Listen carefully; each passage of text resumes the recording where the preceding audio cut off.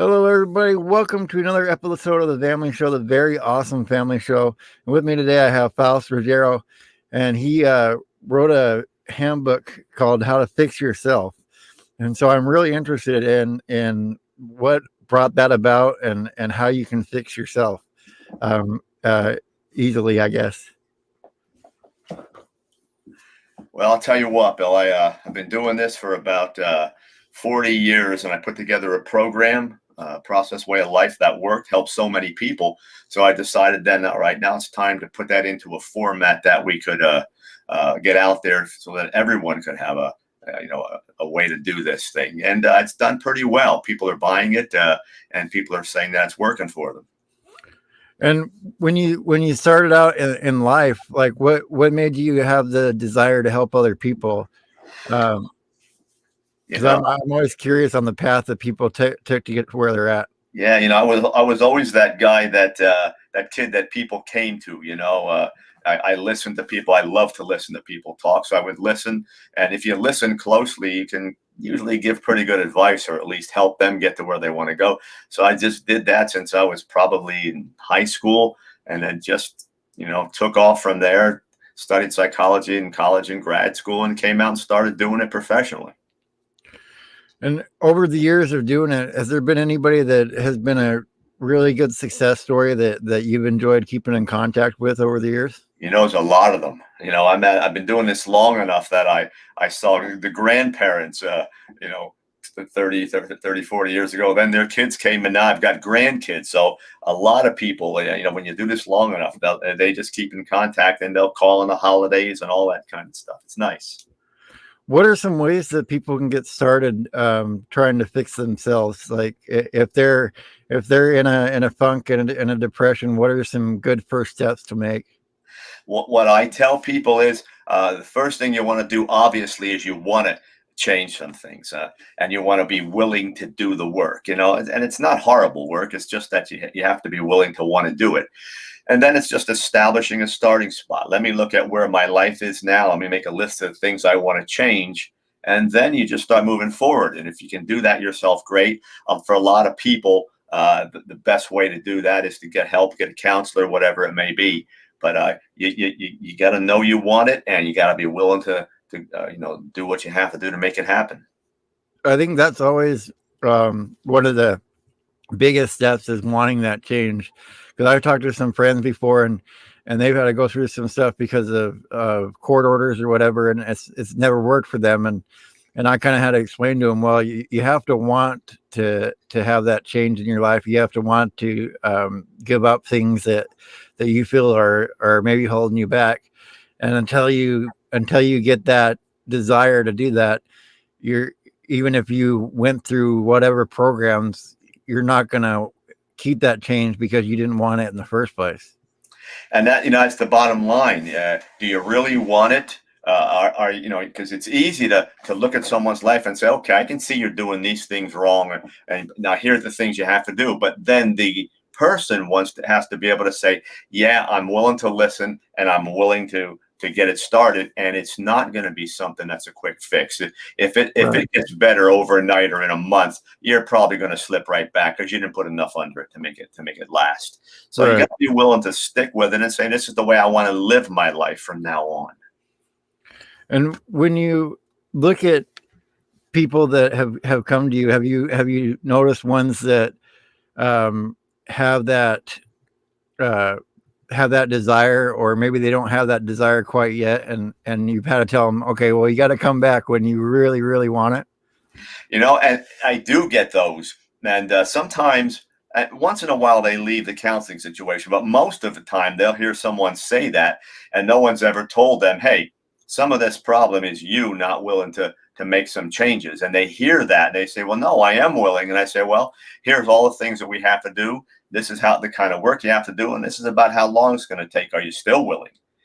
And then then they'll do it, because they at that point they realize they're their worst enemy, and if they don't change it around, it's going to get worse. And when they come for the return visit, there's going to be a whole lot more to do. Right. And I've kind of thought about it this way, and maybe it's the right way of thinking is you have to take the time. to form the good habits in life, because you're stuck in bad habits if you don't want to be where you're at. And so you didn't get into those overnight, and so getting into good habits is going to take a little time for your brain to make that transfer of what it likes to do, because your brain likes to get stuck in those patterns. And if you get stuck in good patterns instead of bad patterns, that's how you're going to start making change. I've said it to people over and over, because you're right on target. You trained your brain to do it one way, and for the brain to learn, it's nothing but repetition over time. That's really what it is. And if you've done it that way already, you've given yourself the proof that you can train your brain. Now, how about if you put some positive things in and train it, and it's going to take long, just like it did before. It's going to take some time. But you know what? For me, I say, am I worth that time? Yeah, I like to think I am, and I hope other people think they are too. Right, right. And I would hope you're worth the time. I heard Gary Vee say it's 400 trillion to one for you to exist in the first place. So you already won the lottery existing, and so you should want to care enough about yourself to make those changes to improve your life. Would you say exercise and diet are part of that change that you need to make? Everything. That's part of it. I tell people, as people, we are physical, intellectual, emotional, and spiritual. And if we can get a good balance between all those four, usually we find that tranquility and that happiness we're looking for. So, when we're not sleeping well, we're not eating well, we're going real fast, and our minds then adapt to that, and then we start pumping the coffee and the energy drinks and all those sorts of things, and then obviously we're going to affect the way we feel. And if we affect the way we feel physically, it's going to make us more emotional. We're not going to have clarity of thought. We're not going to connect with those things inside us that we really can connect with, and the whole program goes off. Wow, that really hits me right there, where you're talking about the brain going fast. It ends up running into a brick wall eventually, because you're pumping those energy drinks to keep that flow going that your brain wants to stay in of that high rate, and then you ended up with the sleep problems and all that kind of stuff, and then your diet goes down as well, because you're just looking for quick stuff to eat, because you don't want to. Your brain gets so used to having the thoughts that you don't want it to slow down ever. And that's exactly what occurs. And when people come to me and say, and I hear this all the time, I'm worthless until I get the 2 or 3 cups of coffee in me, or and my espresso, or I have an energy drink. And I say, are you hearing yourself talk? Right. You're You say actually you're worthless. yeah, you're worthless is the first thing you said. And you said, I can't do this naturally. I got to pump that artificial stuff in to make me go. The body but that's not the way we're set up. The body is Yeah. set up to be able to get up and go in the morning. But you decided to train your brain and your body to have this in place first, so you can get to a level where you can think and your body works. Boy, that's a scary way to live life. Well, can you think about going back in time? Think about cavemen. If they had to have a cup of coffee when they got up in the morning, and the saber-toothed tigers there, they're in big trouble. But you're on track. We're joking here, but when you go back to times when all this stuff wasn't there, you have to ask yourself, how did they live? And they were happy. They were easygoing. They didn't have all the problems, all the depression and the anxiety. They weren't on all the medications we're on. And somehow those people got through. Well, they got through because they were doing it naturally, and their body rose to the occasion. It's as simple as that. And that goes along, I think, with diet. Once you start to listen to your body, once you start craving certain things, you realize, like, if you're craving sugar, having a little bit of sugar, that's what your body needs at that point, or something salty, your body needs a little bit of salt at that point. So doing things naturally, it takes time to relearn that natural stuff, because we're so inundated with advertisements for everything, and the lifestyle that we live now, that it seems like we don't get that second to slow down and appreciate nature, or slow down and appreciate ourselves. And then we end up in that cycle of faster, faster, faster, where you need the coffee in the morning, you need the energy drink, you need all that stuff. And I think that's led to a lot of our problems, just how society is built in general. And so your handbook really lets people go back and relearn how we're supposed to live as humans, it sounds like. And that's exactly what it's designed to do. Nothing I wrote in there is some new program. I stay away from all these quick fixes, all these nice acronyms and all this, trendy stuff that people get into. Everything we have is already inside us. That's what I keep telling people. I didn't write anything here that wasn't already in the picture. We can do all these things. It's already in there. We just got to go in and get it. And we got to be quick fix people who get everything from the outside. That's the problem. We should go inside out, not outside in. And that's where we're making our mistakes. Yeah. And even in the Bible, it talks about, stuff being inside you already. Like you just have to learn how to tap into it. And, and prayer is a good way to do that. And then gratitude. I've talked to a few different people that stress the importance of gratitude, and I think we're so caught up with everything. I mean, me and you are talking over the internet right now, which 100 years ago we'd have to write letters to each other, and hopefully it got there and didn't get lost. And you're right on the mark again. You go in, scripture was written to be natural. Everything was natural.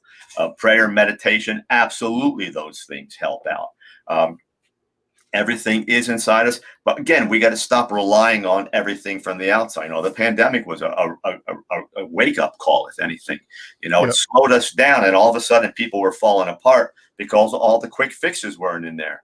And some people rallied and said, okay, I'm going to take this time, assess where I am, and I'm going to fix some things. And those people are doing well, but it's all already in there. We just got to go get it. We just got to start going in and saying, let me define all these things. So gratitude is huge, but I always, the way I teach gratitude is it's not being grateful for I got this or somebody did this or said this. Gratitude should be inside us all the time, not come in from the outside and we're happy.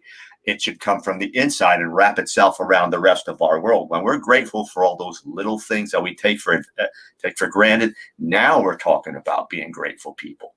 Right. Or even being grateful for things that you might consider a pain in the butt. Like if you stub your toe, well, some people can't even feel the pain in their toe. So you can almost be grateful that you can feel pain in your toe in the first place. I was just talking to someone the other night, and the family's going through a whole lot of stuff. And I said, he said, how do you deal with that? I said, well, I kind of say, all right, Lord, where's the gift in this one? Because if I can do that, first of all, I connect with the Lord, which I want to do. But on the other hand, I pull myself away from all that negative thinking and that, I can't stand this stuff. And I say, all right, well, is there a gift in this? Is there something I'm going to learn or something I can do that's going to help myself or even better someone else? And then all of a sudden that negative thinking starts to move aside just a little bit. Yeah. And I think the pandemic made people, even with a lot of money, realize that there's way more things to be thankful for, and that you can help out a lot of people without doing that much. Even just a phone call to somebody that you haven't talked to in a long time, that can be something that somebody else is grateful for, and as a byproduct, you might get something out of it, like you were saying about the family member. When I look at the way that the pandemic has changed everything, I'm almost grateful that it happened now, because I think people are going to be just thankful that once everything clears up, that they can go out and hang out with other people again. I think that has been so lost with the internet and everything, that I think people are going to be so grateful that they get to be around other people again. And it goes back to those caveman days where we're supposed to be around each other. We're supposed to help each other out. Yeah, we're supposed to socialize. And I'm hoping that people go back and they say, I missed all this stuff and the social contact, and maybe they're grateful enough to treat each other just a little better. I'm hoping, because during this last, year and a half, well, we haven't been the best to each other. We've been fighting and divided and at each other. And if it's not my way, then, you're not going to get close to me. I don't need you around if you don't think the same way I do. I'm hoping people will surrender that kind of stuff and say, all right, I really missed you and I'm glad to have you back. Yeah. I had to do that too. I had some people that I got upset with, and I had to stop myself and think about it and go and look at it from their side of the situation and go, okay, wait a minute. All these people are upset because they think it's this way, and all the people on this side are upset because they think it's this other way. And when you start to look at it that way, you realize, okay, well, there's some people that benefit from everybody being divided too. Like all the news channels and all that stuff, they benefit from people being angry because then they sit there and watch more of the news, and they sit there on those channels. Or some companies benefit because maybe they sell items that say this or that, and then some companies sell stuff to both sides. And so it goes back to when Jesus said love your neighbor. That's my ultimate commandment, is to love one another and love your neighbor. And and when you look at that, it starts to go back and feedback into grateful and everything, and grateful that you have other people that you can talk to, because how lonely of a world would it be if you were the only one in the world? You know, I always tell people that whether it's racism you're talking about, or anger, or division, or religious persecution, whatever it is, there's always someone that's gaining from the negativity. And you're right. The press, they sell, whether it's papers or radio spots or television or whatever it may be, they sell that drama. Everyone buys into it. The government obviously does what they want to do. We have congressmen and senators that are voting, and we don't even know what they're voting on, and they're supposed to be representing us. Big Right. business that's selling everything in the world that we don't need or should not have, because we're so divided and at each other that we're unwilling to pull together and look at where all this stuff is coming from. When you can keep people off balance, which is what the corporations and the media and the government do. When you can do that, you can pull anything you want past them, because they're busy fighting some war that doesn't exist. Yeah. Yeah. If you can get everybody angry about some item that doesn't really affect anything in the grand scheme of things, it's way easier to get laws passed, Sure it is. or hide who actually funds your news channel, or who's sponsoring it, because they're too busy being angry at the other side. Exactly. So again, you're right. Lord said, love each other, pull together. That's what we're supposed to be doing. And it's really not hard. I mean, I make a point. If I see someone out, no, I smile, I say hello. If I go in a store, I Yep. talk, even if it's a local dollar store or something, I'll talk to the person at the counter. How's your day going? That type of thing. Try to connect, and when you get to the point that you can do that, you start to realize, I love to be around people. I love to talk to them. I want to hear them. I help them if I can. Because when you help somebody else, as you know, you get something back all the time, even if they can't give you anything. The very Right. fact that you're helping them and you're becoming a good person doing that is a huge gift. So, the connection is that important. And on the topic of connection, you can find all of your stuff at your website, faustruggiero.com, FAUSTRUGGIERO.com. And you can go there and find the information for your handbook and all that kind of stuff. And I got to say, it's a very nice setup website that you have there. Thank you. And when you look at writing the books that you've written, what was the spark to say that I need to write all this down and not just talk to people about it? Well, as you talk to people, you're talking to a small amount of people. I say 2,000 that I've helped, but that's over 20 years. You get 100 or so people. When I realized that I could put all this together and write it the way I wrote it, that made sense, because I looked at self-help and I just thought there was a lot of fluff in there these days, and everyone's saying the same thing, and they're saying love yourself but they never really tell you how to do it. So I wanted to write something different. So as opposed to one or two things, like empower yourself, or here's a book on loving yourself, I wanted to write a guide that could hit any problem at all, and make people stronger on the inside. So as opposed to a few chapters, a few items, there's 36 different items, 36 Wow. chapters with, here's the problem, here's the exact information you need to understand, and here's exactly the steps you need to take. And I have not seen that anywhere else in the literature in self-help. So I want to do something a little bit different, give people exactly what they want to do. You want to learn how to love yourself?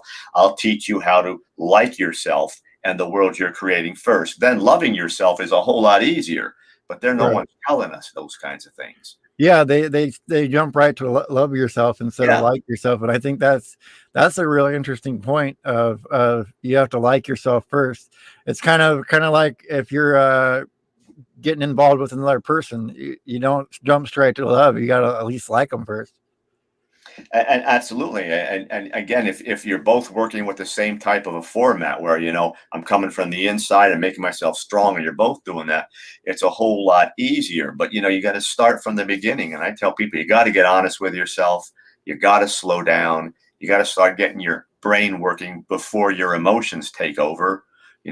Get the facts and you start moving from there. Then we talk about all the things, learning how to talk to people and confront people and set and defend boundaries. Talk about being creative and passionate and all those sorts of things that are very important in living. So I give chapters on all of those things. I want my people to be well-rounded. I want them to be, able to deal with whatever comes up. And that's how they are when I counsel them in person. So when I wrote the book, I wanted it to be like a counseling session where here's the journey. Here's the counseling journey.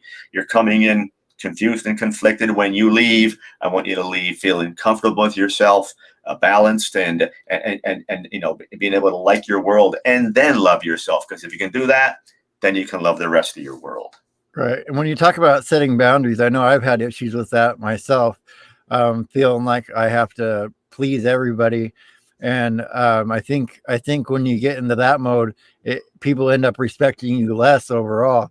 So how do you set healthy boundaries with people without them feeling offended by the boundaries that you set?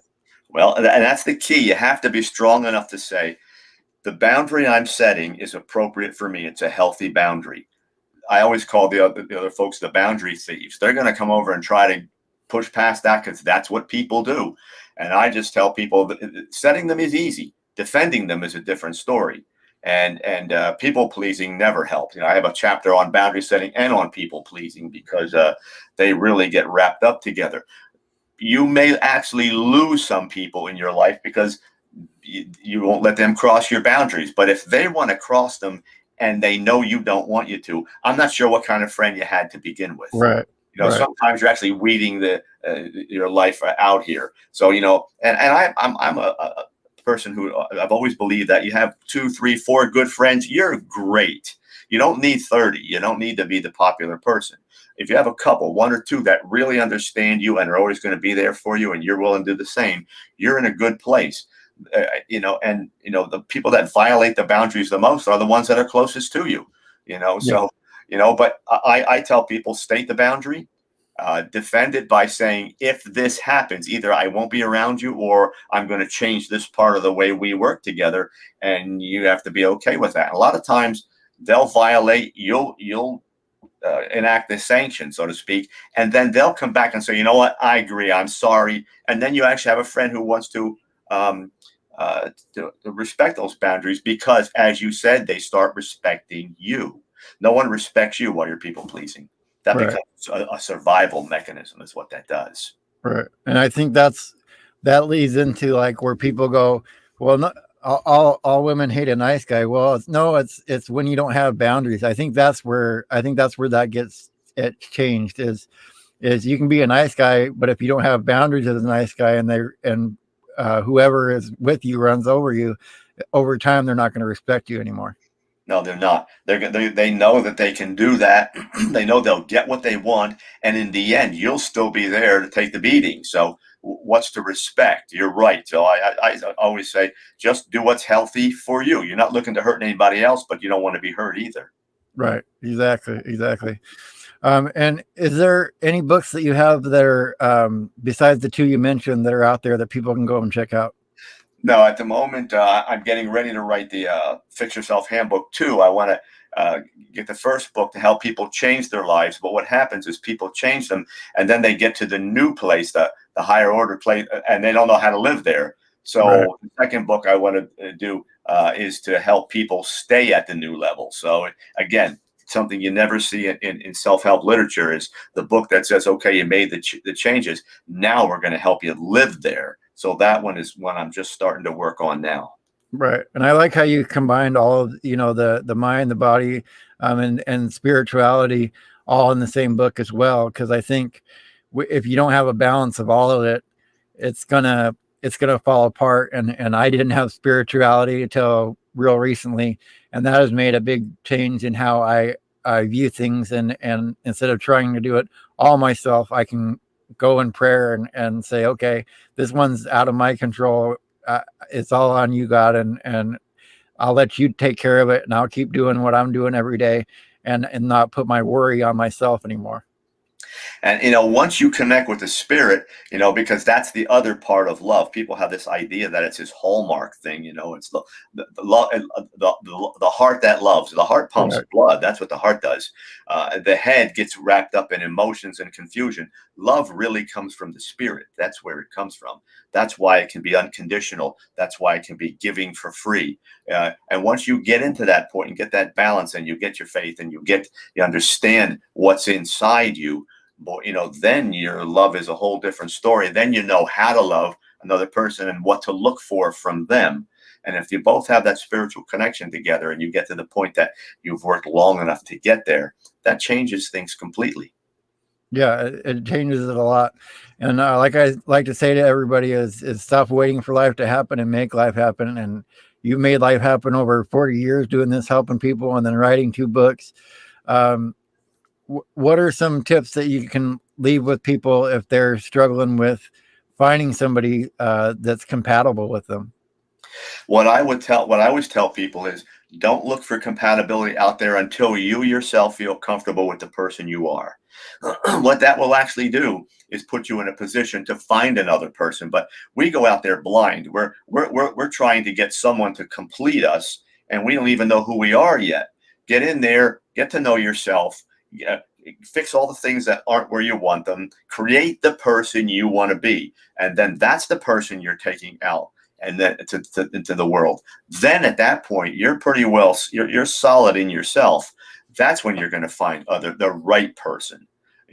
Strong people go out and find good people to be with. Weak people are trying to find someone to fix them. That's really what they're doing.